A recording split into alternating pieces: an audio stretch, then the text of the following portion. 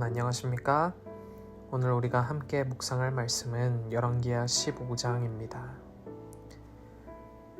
열왕기하 15장은 2명의 유다 왕과 5명의 이스라엘 왕들의 통치를 소개하면서 특별히 멸망으로 치닫는 북방 이스라엘의 혼란과 왕들의 죄악상을 폭로하고 있습니다. 14장에서는 북방 이스라엘이 41년이나 계속된 여로보암 2세의 치세 중 비교적 번영하는 데 비하여 남방 유다는 아마샤 왕의 교만으로 예루살렘 성이 함락되는 수모까지 겪게 됩니다. 이번 15장에서는 그와 반대로 남방 유다가 아사랴의 52년 통치 동안 안정된 데 비해서 북방 이스라엘은 반역과 사륙이 계속되면서 무려 5명의 왕이 바뀌는 혼란을 겪게 됩니다. 전반부는 우시야라고도 불리는 유다왕 아사랴의 이야기입니다. 그는 하나님이 보시기에 정직한 왕으로 52년 동안 유다를 비교적 안정적으로 다스렸습니다. 중반부는 5명의 왕이 사륙되고 교체되는 이스라엘의 혼란을 기록하고 있습니다. 이어 후반부는 아사랴의 아들 요담 왕의 통치 기록입니다. 아사랴는 16세의 어린 나이에 왕이 되어 52년간 다스립니다. 그에 붙인 아마샤 때는 유다가 허약하고 북방 이스라엘이 여로보암 2세의 통치 아래 강력하였으나 이제는 상황이 바뀌어 남방 유다가 아사랴의 통치 아래 국력이 안정되고 비교적 번영을 누리지만 북방 이스라엘은 연달아 왕들이 바뀌면서 내리막길을 걷게 되는 이야기를 기록하고 있습니다. 아사랴는 그의 아버지 아마샤의 행위대로 하나님 보시기에 정직히 행하였으나 산당은 제거하지 못하였습니다. 그렇지만 그의 통치 초반에 선지자 스가랴의 조언을 따르고 하나님을 찾을 동안에는 모든 일이 형통하였습니다. 그는 농사를 장려하고 이웃 나라들을 정복하여 이름을 떨쳤으며 탁월한 군사적, 정치적 능력을 발휘합니다. 그러나 그가 강성하여지자 교만하게 되고 악을 행하며 성전에 들어가서 제사장 외에는 접근할 수 없는 향단에 분향하려다가 하나님의 진노를 사서 나병에 걸립니다. 그리고 아사랴가 나병에 걸리자 레위기 13장의 규정에 따라 그는 즉시 별궁에 격리되고 그가 죽을 때까지 그의 아들 요담이 나라를 공동으로 다스립니다. 이러한 남방 유다와는 반대로 북방 이스라엘은 여로보암 2세가 죽고 그의 아들 스가랴가 사마리아에서 왕위에 올랐으나 불과 6개월밖에 다스리지 못하고 살룸에게 살해당합니다. 그는 예후 왕조의 5번째 왕이며 마지막 왕이었습니다.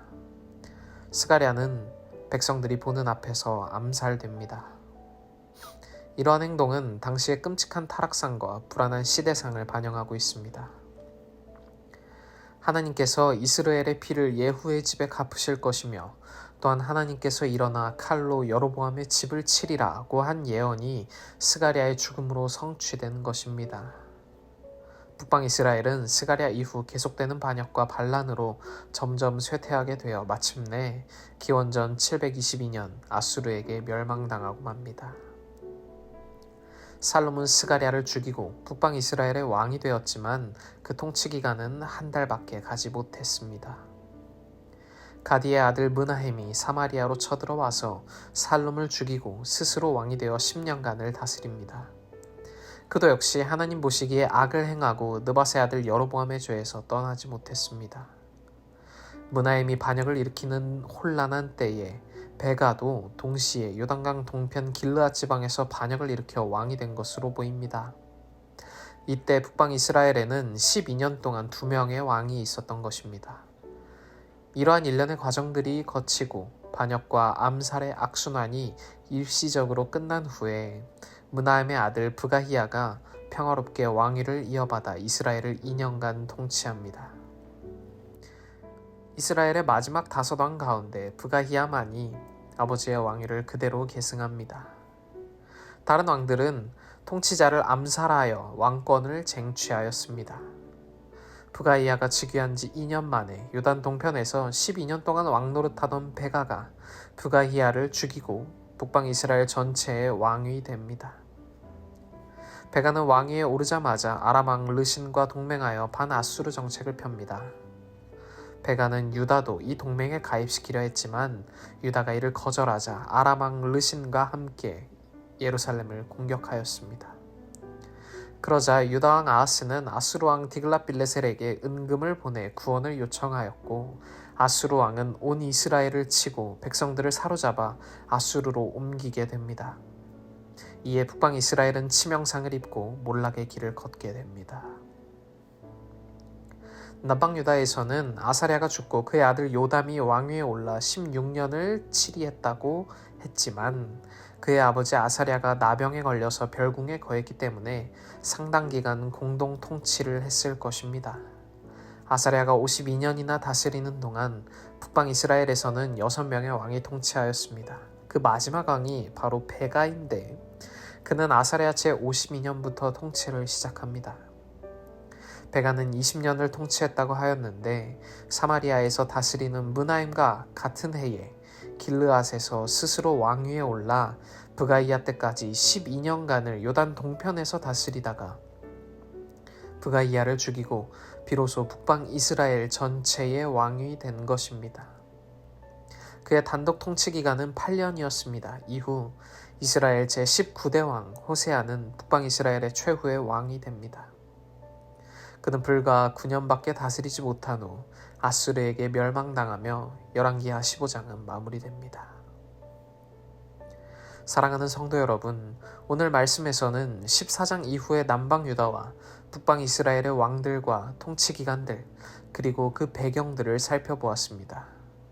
그리고 이 시간 그 중에서도 아사랴의 일생을 한번 주목하여 보고자 합니다.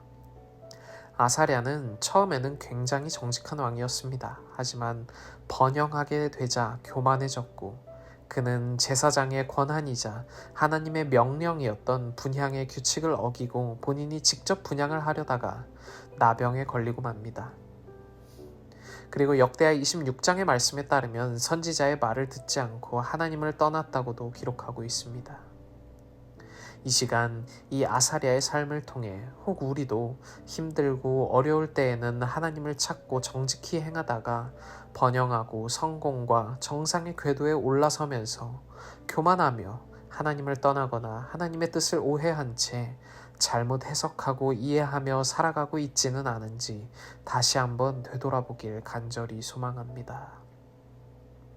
혹여 그러한 실수를 하고 있다면, 스스로 교만한 상태임이 보인다면 즉시로 회개하고 초심을 찾으며 오로지 하나님께 뜻을 구하며 살아가는 모든 서울영어학원교회 성도님들이 되시길 간절히 소망하며 묵상 마치겠습니다. 오늘은 학생반의 전지우 학생을 위해 기도하겠습니다. 하늘에 계신 하나님 아버지, 오늘 저희에게 새로운 하루를 허락하시고 예비일을 허락하여 주심에 감사드립니다. 하나님, 오늘은 전지우 학생을 위해 기도합니다. 학생으로서 정신없이 바쁘게 생활하며 자신의 학업에 집중하고 열중하고 있을 전지우 학생에게 함께하여 주시고 은혜 내려주셔서 언제나 지치지 않을 수 있도록 하여 주시고 자신의 미래를 잘 계획함으로 하나님께 크게 쓰임받는 귀한 주의 아들이 되고자 항상 기도하는 삶을 살 수 있게 하여 주시옵소서. 저희를 죄에서 구원하신 예수 그리스도의 이름으로 간절히 기도합니다. 아멘.